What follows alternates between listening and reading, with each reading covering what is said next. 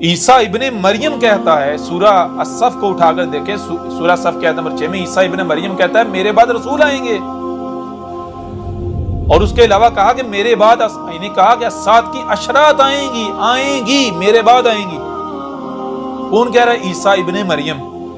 سورہ زخرف میں ہے، کیا ہے؟ عیسیٰ کہہ رہا ہے، عیسیٰ ابن مریم نے، عیسیٰ کون سا عیسیٰ؟ کہا کہ ابن مریم کی مثل عیسیٰ، ابن مریم کو سلف کر دیا گیا، نظر سلف بلکہ مثل کر دیا گیا بعد والے کے لیے، اس لیے ابن مریم کی مثل عیسیٰ جو ہے وہ کیا کہہ رہا ہے؟ وہ کیا کہہ رہا ہے؟ وہ کہہ رہا ہے کس کا انتظار کر رہے ہیں؟ اسات کی اشرات کا انتظار کر رہے ہو؟ وہ سب کی سب آ چکی، میں نے کھول کے رکھ دی، جس میں تمہیں اختلاف میں پڑے تو میں نے سب کچھ کھول کے رکھ دیا، میرے بعد کیا آئے گا؟ میرے بعد سوائے اسات کے کچھ نہیں رہ گیا۔ تو کیا یہ ایک شخصیت ہو سکتی؟ مسٹر گاندھی یہ نظر نہیں آیا آپ کو؟ چلو اب تو علم دے دیا گیا نا، چلو پہلے تو یہ ہے نا، یہی کہا جائے کأنہم لا یعلمون، یعنی کہ یہ الکتاب کے دعوے دار اس طرح کتاب اللہ کو انہوں نے پیچھے پھینک کے خود اپنے آپ کو ظاہر کر رہے ہیں، اپنا آپ جو ہے اس کا ظہور کر رہے ہیں، جیسے کہ ان کو علم دیا ہی نہیں جا رہا۔ اور چلو پہلے تو یہ ہے نا کہ دوسرے عیسیٰ والی آیات بیان کرنے کا وقت ہی نہیں آیا تھا، تو بندے کے پاس عذر ہے، بہانہ ہے، اللہ تو نے آیات بیان نہیں کی تھی، ہمیں پتہ ہی نہیں تھا دوسرے عیسیٰ کے بارے میں، آیات بیان نہیں تھی۔ لیکن آج جب آیات کے نہ صرف بیان ہونے کا وقت آ گیا، آیات کو بیان کر دیا گیا، عیسیٰ آ گیا، علم دیے جا رہے ہیں، اس کے باوجود بلوں میں گھسے ہوئے ہیں، اس سے بڑا کوئی جرم ہو سکتا ہے؟ ان سے بڑے کوئی مجرم اور ہو سکتے ہیں؟ مسٹر گاندھی بہت آسان ہے یہ فتویٰ لگانا کہ یہ پاگل ہے، احمد عیسیٰ پاگل ہے، مینٹل ہے۔ مزہ تب ہے جب احمد عیسیٰ کو مینٹل ثابت کر، البتہ احمد عیسیٰ نے مسٹر گاندھی اور مسٹر گاندھی جتنے بھی ہیں سب کے سب کو کذاب، مکار، دجال، فراڈی ثابت کر دیا، مشرک ثابت کر دیا۔ اب پہلا تھوڑا انتظار کرنا، آگے چل کے تمہارے ایک نظریے اور عقیدے کے پر نہ صرف پرخچے اڑائیں گے بلکہ تمہاری جو دانشوری ہے نا، دانشوری، اس کا ایک ٹانکا اکھاڑیں گے ہم بتائیں گے نہ تجھے رب کا پتہ، نہ تجھے دین کا پتہ، تجھے کسی چیز کا نہیں پتہ، تو انتہائی خرافاتی شخص ہے، انتہائی خرافاتی، کسی چیز کا نہیں علم، تو رب العالمین کے اوپر اتنے بڑے بڑے بہتان باندھتا ہے کہ شرم آتی ہے۔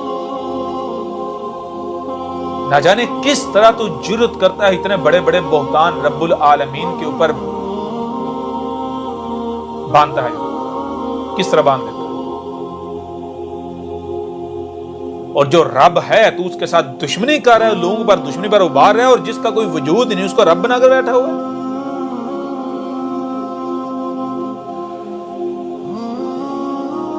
مثال کے طور پر مسٹر گاندھی صاحب سے ایک سوال کیا جاتا ہے جی اللہ کے بارے میں، تو مسٹر گاندھی صاحب آگے سے کہتے ہیں جی دیکھیں جی انسان جو ہے کائنات یعنی کہ کائنات تو اس کی عقل میں آ نہیں سکی، تو اس کائنات کا بنانے والا کیسے اس کی عقل میں آ سکتا ہے؟ اس لیے اللہ کے بارے میں سوچنا فضول ہے، اس کے پیچھے پڑنا فضول ہے۔ ہاں اللہ کیا ہے، کیسا ہے، جب ہم آخرت ہوگی نا، جب اللہ کے سامنے کھڑے ہوں گے تو اس وقت اللہ سے پوچھ لیں گے، یا اس وقت خود دیکھ لیں گے۔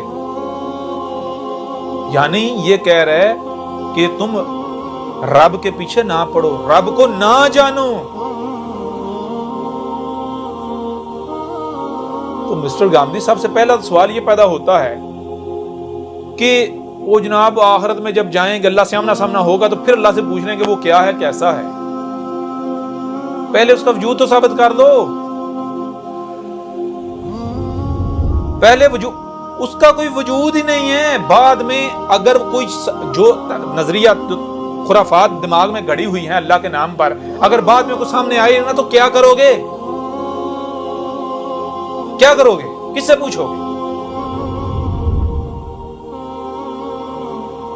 اس سے وہ جب سامنے جائیں گے، آخرت ہوگی، تب اس سے پوچھ لیں گے وہ کیا ہے، کیسا ہے۔ وہ تو تب نوبت آتی ہے جب یہ ثابت ہو کہ ایسا کوئی اللہ ہے، جب اس کا کوئی وجود ہی ثابت نہیں ہو رہا، جب اس کا کوئی وجود ہے ہی نہیں، تو یہ کہنا بعد میں ہم اس سے آخرت میں جا کے پوچھ لیں گے، تو گدھے کے بچے کیوں لوگوں کو ٹرک کی بتی کے پیچھے لگا رہے ہیں؟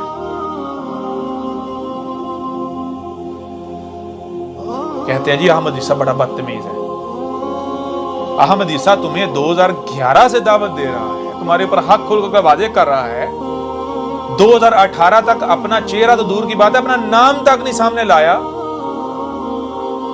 اور اس طرح دعوت دی, اس طرح بات کی کہ جیسے والدین اپنے بچوں کو سمجھاتے ہیں. اس سے بڑھ کر پیار سے بات کی نہیں جا سکتی, طریقے سے کی نہیں جا سکتی.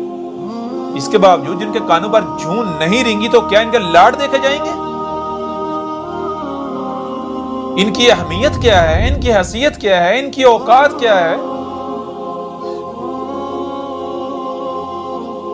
اگر تمہارے ساتھ اب یہ رویہ اپنایا جا رہا ہے تو جان لو, غور کرو اس کی وجہ کیا ہے.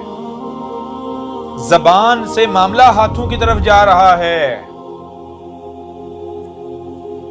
جب ابتدا ہوتی ہے پیار سے سمجھایا جاتا ہے, 1 بار 2 بار 3 بار. جب بار بار پیار سے کوئی نہیں سمجھتا تو ایک حد ہوتی ہے, ہاتھوں کو چلانے سے پہلے پھر تھوڑا غصے سے, جذبات سے سمجھایا جاتا ہے تاکہ ابھی بھی وقت ہے, باز آ جاؤ, سمجھ جاؤ. تھوڑا غصے کا اظہار کیا جاتا ہے. اگر پھر بھی کسی کو سمجھ نہیں آتا تو پھر ڈنڈا اٹھا لیا جاتا ہے. تو یہ ڈنڈا اٹھانے سے, ہاتھ کو حرکت میں لانے سے پہلے کا وقت ہے. ہاں, اگر جنہیں اس رویے سے تکلیف ہوتی ہے تو پریشان, آگے دیکھ لو کہ آگے ہوتا کیا ہے, ساری سمجھ آ جائے گی, ہر چیز سمجھ آ رہی ہے. بہرحال یہ چیز ہے کہ اس آیت میں آپ کے اوپر یہ راز بالکل کھول کر واضح کر دیے گئے. پہلی بات, رب کی طرف سے جو ہے رسول کے آنے کا وعدہ کیا تھا. یہ جو دروازہ بند کر کے بیٹھے ہوئے ہیں, ان کی ختم نبوت بھی اس آیت سے ان کا جو ہے بیڑا گرک ہو جاتا ہے. ان کی ختم نبوت نامی بھوت جو ہے وہ چاک ہو جاتا ہے, پاش ہو جاتا ہے. کیوں؟ یہاں کہا جائے ولما جاءہم رسول, ولما وا اور لما جو کہ جس کا یعنی وعدہ کیا گیا تھا, جس کے آنے کا, جس کی بعثت کا. جاءہم کہاں سے آیا وہ؟ ان میں آیا, انہی سے آیا ہے.